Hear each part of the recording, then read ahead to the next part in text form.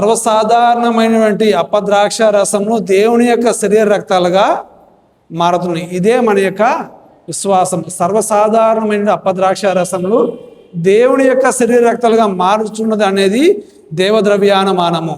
అవే దేవుడు ఇశ్రాయేలు ప్రజలందరినీ కూడా తాను వాగ్దానం పరిచిన రీతిని బట్టి ఐగుప్తు దేశం నుంచి వాగ్దానం పరిచినటువంటి కానాను దేశం తీసుకురావటానికి సుదీర్ఘంగా ఎన్ని సంవత్సరాలు పట్టింది? 40 సంవత్సరాలు పట్టింది.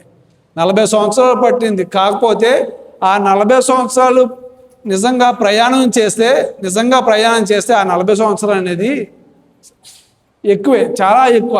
ఆ యొక్క సుదీర్ఘమైనటువంటి ప్రాంతానికి ఉన్నటువంటి దూరం ఎంతంటే మహా అయితే 450 నుంచి 600 కిలోమీటర్లే. అంటే మహా అయితే 7 రోజుల నుంచి 10 రోజుల్లో ప్రయాణం చేసేయగలం. కాకపోతే యావే దేవుడు ఈ ఇశ్రాయేలు ప్రజలందరినీ కూడా ఐగుప్తు దేశం నుంచి తీసుకురావడానికి సుదీర్ఘంగా 40 సంవత్సరాలు, 1 సంవత్సరం కాదు, 2 సంవత్సరాలు కాదు, సుదీర్ఘంగా 40 సంవత్సరాలు ఉపయోగించుకున్నాడు. ఎందుకని ఉపయోగించుకుని ఉంటాడు? ఇక ఇశ్రాయేలు ప్రజలందరినీ కూడా ఇక ఐగుప్తు దేశం నుంచి తీసుకొచ్చే ప్రయత్నంలో మోషే చెప్పిన మాటలు విన్నారు. మోషే చెప్పిన మాటలు విని మోషే యొక్క నాయకత్వం నడుస్తున్నట్టు వీళ్ళందరూ కూడా మార్గ మధ్యంలో అరణ్యంలోకి వచ్చేసరికి దేవుని యందు విశ్వాసం కోల్పోయినటువంటి వారు ఇక ఇశ్రాయేలు ప్రజలు. దేవుని యందు ఇశ్రాయేలు ప్రజలు కోల్పోయారు. ఏంటిది? విశ్వాసం కోల్పోయారు. తరచూ కూడా ప్రతి ఆదివారం కూడా మనం అందరం దివ్య శరీర రక్తాలని స్వీకరిస్తూనే ఉంటాం. ఈరోజు ప్రత్యేక విధంగా దివ్య ప్రసాద మహోత్సవం కొనియాడుతున్నామని అంటే మనం అందరం కూడా కథోలికులుగా 10 మందికి సాక్ష్యం ఇవ్వాల్సింది ఏంటంటే స్వయాన ఈ యొక్క అపద్రాక్ష రసంలో స్వయాన యేసు ప్రభువే ఉన్నాడన్న నమ్మికను, విశ్వాసాన్ని 10 మందికి మీరు చెప్పాలి. ఇదే దేవునికి మీరు ఇవ్వగలిగిన గొప్ప సాక్ష్యం. యేసు ప్రభు చాలా వివరంగా చెప్తాడు. మీరు పితా, పుత్ర, పవిత్రాత్మని జ్ఞానస్థానం ఇచ్చి నా పేరిట సువార్త ప్రబోధించి సాక్ష్యం ఇవ్వమన్నాడు. మీరు నిజంగా కథోలిక విశ్వాసులు అయితే మీరు ఇవ్వాల్సిన సాక్ష్యం ఏంటిది? ఇది ఈ రోజున యేసు ప్రభు స్వయాన అపద్రాక్ష రసంలో నిజంగా కొలువై తాని యొక్క దివ్య సన్నిధానాన్ని మనందరూ కూడా అందిస్తూ ఉన్నాడు. అయితే ఇశ్రాయేలు ప్రజలందరూ కూడా ఆ యొక్క అరణ్యంలో ఉన్న సమయంలో దేవుడు వారికి ఆహారం లేదని తెలుసు. అయినప్పుడు కూడా దేవుడు యొక్క ప్రణాళిక వేరు, మానవుని యొక్క ప్రణాళిక వేరు. ఆ ఐగుప్తు దేశం నుంచి తీసుకొచ్చిన దేవుడు వీళ్ళకి ఎలా రక్షింప చేసుకోవాలి వీళ్ళకి అనుకున్నారు ఏంటంటే ఈ అరణ్యంలో తీసుకొచ్చి మమ్మల్ని అందరం కూడా చంపేయటానిక, లేకపోతే మా అందరూ కూడా ఆహారం లేకుండా అలమటించి మమ్మల్ని అందరూ కూడా ఇక్కడే తుదిముట్టించే మాదిరిగా మమ్మల్ని అందరూ కూడా చేయటానికి మీరు తీసుకొచ్చావని ఎవరు నిందిస్తున్నారు? మోషే నిందిస్తున్నారు. మోషేతో పాటు దేవుణ్ణే నిందిస్తున్నారు. మనం గమనించాల్సిన సత్యం ఏంటంటే కష్టంలో ఉన్నప్పుడు దేవుణ్ణి మనం గుర్తిస్తున్నామంటే ఆ సమయంలో మనం ప్రార్థన చేస్తున్నామంటే నువ్వు నిజంగా కష్టంలో ఉన్నట్టే. సుఖంలో ఉన్నప్పుడు దేవుణ్ణి మనం గుర్తు చేసుకోకుండా దేవుని యందు ప్రార్థన చేస్తలేదంటే దేవుణ్ణి నువ్వు చెవున పెడుతున్నావని గమనించాలి. కష్టంలో ఐగుప్తు దేశంలో వారి బానిసత్వం ఉన్నప్పుడు కూడా ఫరో రాజు యొక్క ఆహారము మరి ముఖ్యంగా పానం చేసినప్పుడు దేవుడు వారికి గుర్తురాల, వారికి మంచి స్థలాన్ని ఇవ్వాలి, వారికి మంచి ఆశ్రయాన్ని ఇవ్వాలని దేవుడు వారిని అందరం కూడా తోడుకుని వస్తున్న సమయంలో ఆహారం కొదువైంది. నిజానికి అది కొదువు అయిందని కాదు, వారి యొక్క విశ్వాసాన్ని పరీక్షించాలని దేవుడు వారిని అలా పరీక్షించాడు. భోజనం లేకపోయేసరికి మోషే నిందించారు. కాకపోతే మోషే అక్కడ వరకు వదిలిపెట్టేశాడా? మోషే తీసుకున్న గొప్ప బాధ్యత ఏంటి? నా యొక్క ప్రజలు నన్ను విమర్శిస్తున్నప్పుడు కూడా, నా యొక్క ప్రజలు నన్ను తిట్టుతున్నప్పుడు కూడా ఏం చేశాడు? దేవుని వినవించాడు. మనం గమనించాల్సిన ఒక విషయం ఏంటంటే ప్రతి ఆదివారం మీకు దివ్య పూజా బలి ఇక్కడ జరుగుతుందా లేదా? ప్రతి ఆదివారం మీకు దివ్య పూజా బలి జరుగుతుందా లేదా? ఎన్ని సంవత్సరాల నుంచి జరుగుతుంది మీకు దివ్య పూజా బలి? ఎన్ని సంవత్సరాల నుంచి జరుగుతుంది దివ్య పూజా బలి మీ ఇక్కడ? ఎందుకంటే ఇశ్రాయేలు ప్రజలను తీసుకొచ్చాడు. యావే దేవుని యొక్క సహాయంతో మోషే ప్రభు తీసుకొచ్చాడు. అయితే ఆహారం లేని సందర్భాన్ని చూసి మోషేని తిడుతున్నారు, అదే మాదిరిగా దేవుడిని తిడుతున్నారు. ఎన్ని సంవత్సరాల నుంచి ఇక్కడ దివ్య పూజా బలి మీకు జరుగుతుంది ఇక్కడ అమ్మా? 40 సంవత్సరాలా? సరే, 40 సంవత్సరాల నుంచి దివ్య పూజా బలి జరుగుతుంది. ప్రతి ఆదివారం మీకు ఇక దివ్య పూజా బలి అనేది ఇవ్వబడతానే ఉంది. ఏదైనా ఒక రోజున మీకు ఇవ్వలేకపోతే కనీసం సాయంత్రం అయినా కానీ ఏర్పాటు చేస్తారు. నేను చెప్పాల్సింది ఏంటంటే ఈ రోజుల్లో ఏంటంటే గురువుల మీద విమర్శలు, దైవ సేవకుల మీద విమర్శలు ఎలా అయితే మోషేను విమర్శించారో అదే మాదిరిగా గురువుల మీద విమర్శలు, దైవ సేవకుల మీద విమర్శలు. ఇది చేయటం ద్వారా మనకు వచ్చేది ఏమీ లేదు. ఏంటంటే దైవ సేవకుడు ఏంటి, మోషే ఏం చేశాడు, దేవునికి మరి ముఖ్యంగా ప్రజలకు మధ్యవర్తి, దేవుని యొక్క సేవకుడుగా తన యొక్క పనిని నెరవేరుస్తున్నాడు. మేము చేసే పని ఏంటిది? మేము చేసే పని కూడా అదే, దేవునికి మీకు మధ్యవర్తిగా ఉండి ఇక దివ్య పూజా బలిని సమర్పిస్తున్నాం. అలనాడు మోషేను విమర్శించారు, ఈరోజు కూడా చేసేది అదే. ఈరోజు కూడా చేసేది మేము ఎక్కడి నుంచో ఊడిపడాలా. ఎక్కడి నుంచి ఊడిపడ్డాం?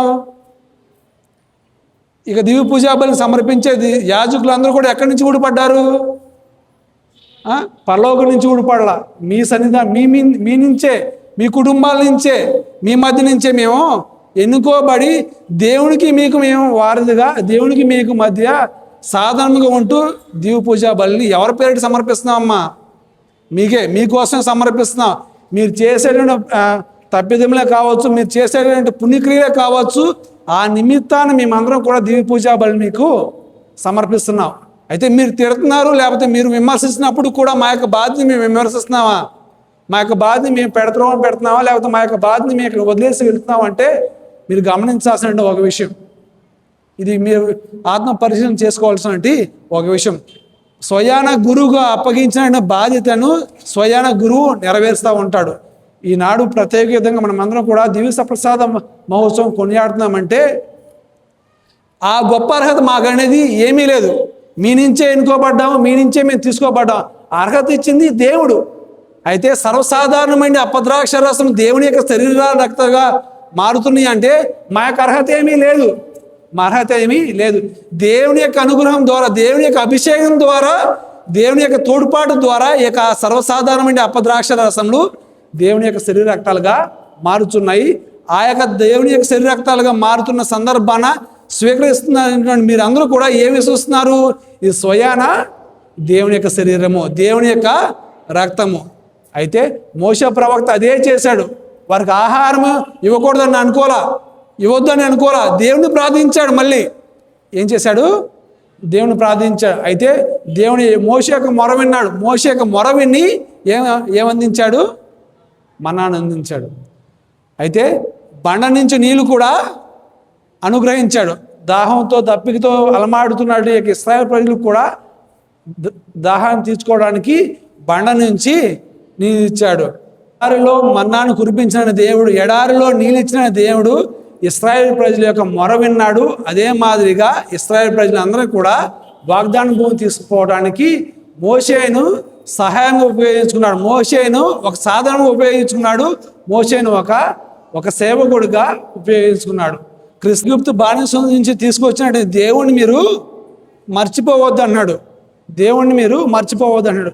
మన జీవితంలో కొన్నిసార్లు దేవుని యొక్క అద్భుతాలు కొన్నిసార్లు ఎలా ఉంటాయి అంటే దేవుడు స్వయాన మన కనిపించే మాదిరిగా చేసే అద్భుతాలుగా ఉండకపోవచ్చులే, కానీ ఇతరుల ద్వారా చేసే అద్భుతాలు కావచ్చు.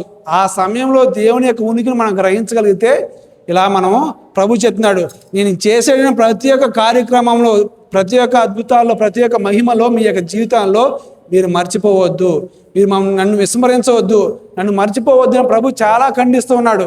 మన యొక్క జీవితాల్లో కూడా ఇదే మనం గ్రహించాలి. దేవుని యొక్క ఆశీర్వాదాలు ఉన్నప్పుడు, సుఖంగా జీవించినప్పుడు మీరు దేవుణ్ణి మర్చిపోవద్దు. ఇశ్రాయేలు ప్రజలకు అన్నీ కూడా సమకూర్చినప్పుడు దేవుణ్ణి మర్చిపోయారు, లోటు కలిగినప్పుడు దేవుణ్ణి విమర్శిస్తూ ఉన్నారు. మనం అలా ఉండకూడదు, ఇశ్రాయేలు ప్రజల వలె మనం ఉండకూడదని ప్రత్యేక విధంగా ఈనాడు స్త్రీ సభ ఆహ్వానిస్తూ ఉంది. కృష్ణ ఎందు క్రైస్తవ సహోదరి సహోదరారా, ప్రభు చాలా వివరంగా పలుకుతున్నాడు. ఏంటంటే ఇక ఆహారము దేవుని యొక్క శరీర రక్తాలు అనేది స్వయాన యేసుప్రభు కనపరిచినటువంటి తన యొక్క దివ్య బలిలో యేసుప్రభు కనపరిచినటువంటి అత్యున్నతమైనటువంటి ఆ యొక్క శిలువ బలియాగంలో తన శరీర రక్తమును అపద్రాక్ష రసమును ఈనాడు శ్రీ సభకు అందిస్తున్నాడు. అయితే దివ్య సప్రసాదం అంటే ఏదో మనము ఏమనుకుంటామంటే అది కృతజ్ఞత బలి. దివ్య సప్రసాదం అంటే కృతజ్ఞత బలి.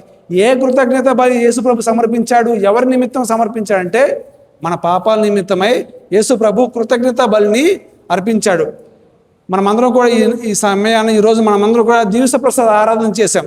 ఈ ఆరాధన అనేది ఎప్పుడు మొదలైందంటే పునీత జూలియానా అన్న పునీతురాలు ఇక దివ్య ప్రసాదం ముందు ప్రగాఢమైన విశ్వాసం కనబరుచుకుంటూ ఇక దివ్య ప్రసాదం ద్వారా కలిగేటువంటి చాలా అద్భుతాలని ఈ తల్లి విశ్వసించింది.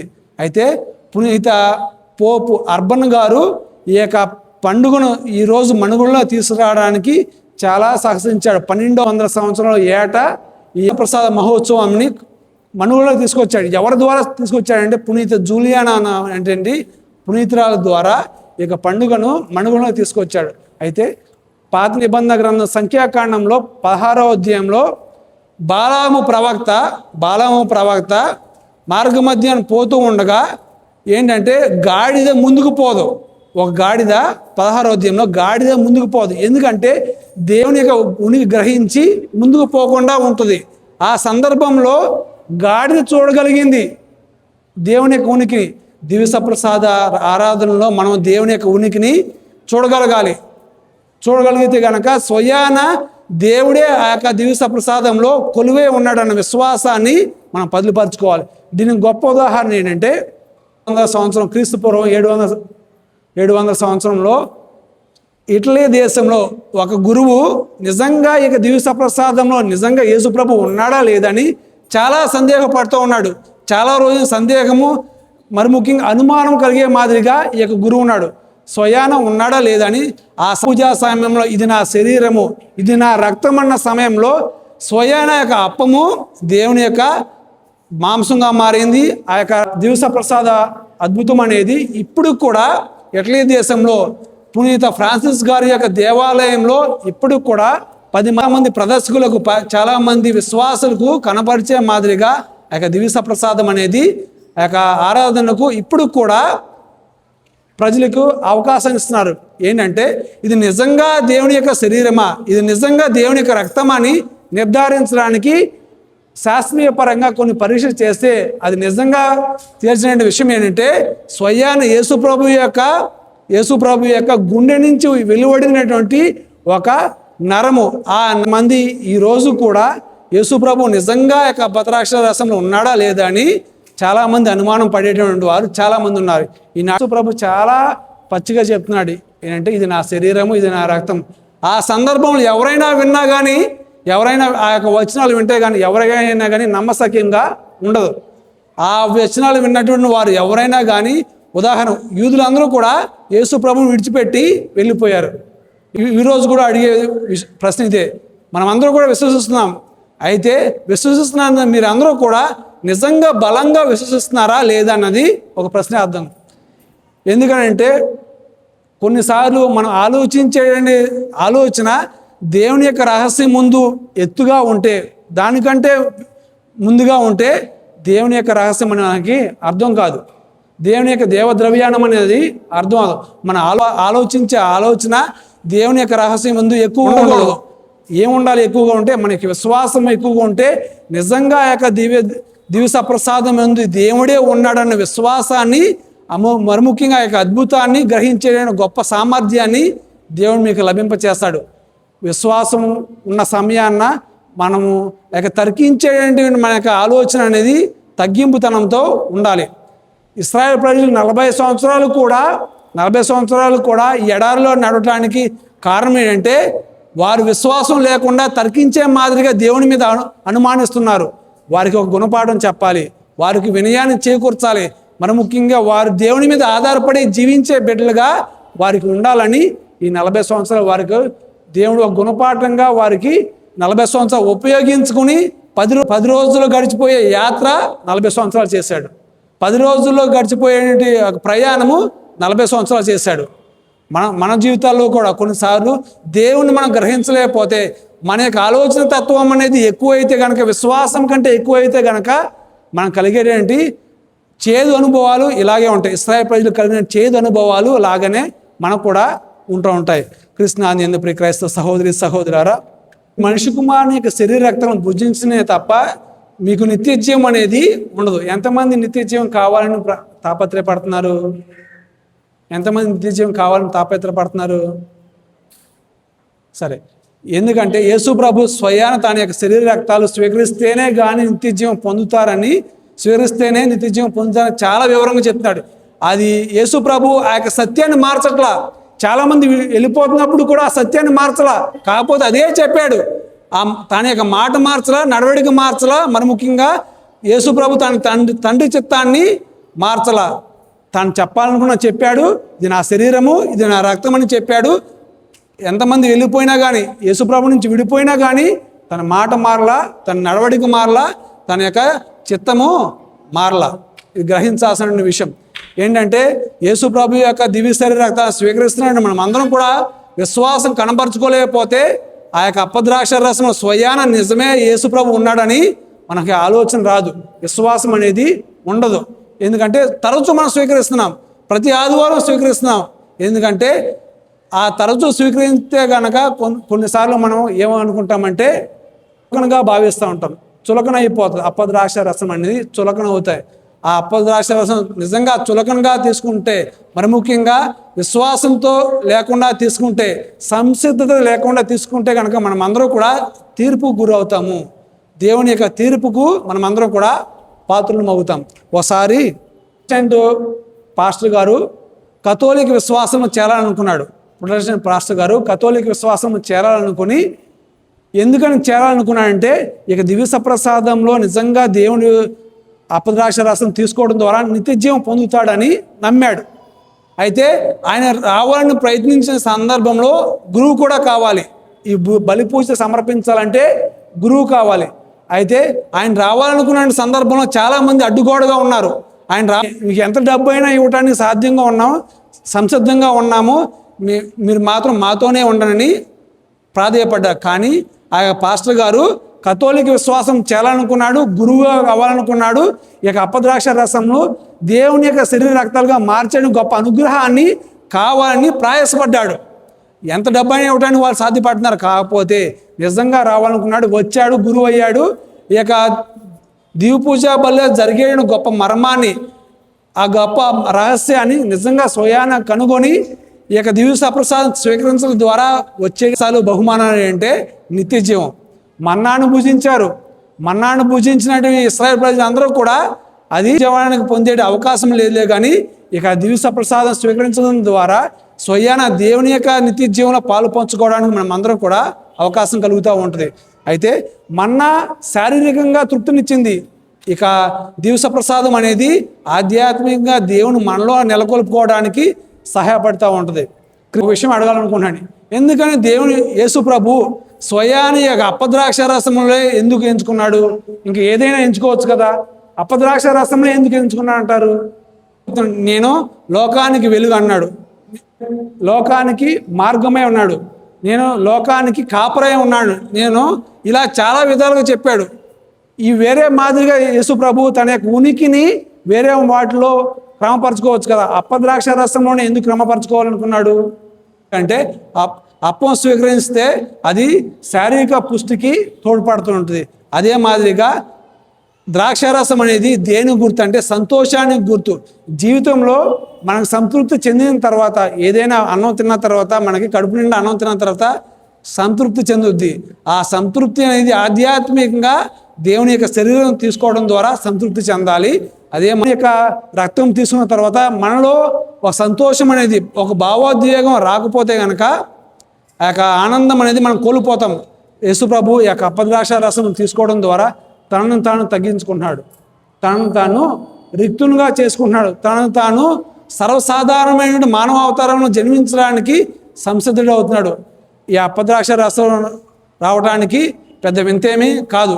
మానవ మాతృడుగా జన్మించినప్పుడు ఈ అప్పద్రాక్ష రసం రావడానికి పెద్ద సాధ్యమేమీ కాదని మనం ఆలోచించకూడదు. అది దేవునికి సాధ్యమే.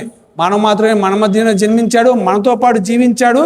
మన నుంచి వెళ్ళిపోయే సమయంలో చిట్ట చివరగా యేసు ప్రభు తన యొక్క శిష్యులతో సమయంలో తాను చేసినటువంటి యొక్క బలి ద్వారా, తాను చేసినటువంటి చివరి భోజనం ద్వారా ఇంక మీతో పాటు ఉండనని నిర్ణయించుకున్నటువంటి యేసు ప్రభు ఎలాగైనా మీతో పాటు సర్వదా ఉండాలని ఈ యొక్క అప్పద్రాక్ష రసంను ఉపయోగించుకున్నాడు. వినయాన్ని క్రమపరిచాడు, తగ్గింపుతనాన్ని యేసు ప్రభు కనపరుచుకున్నాడు.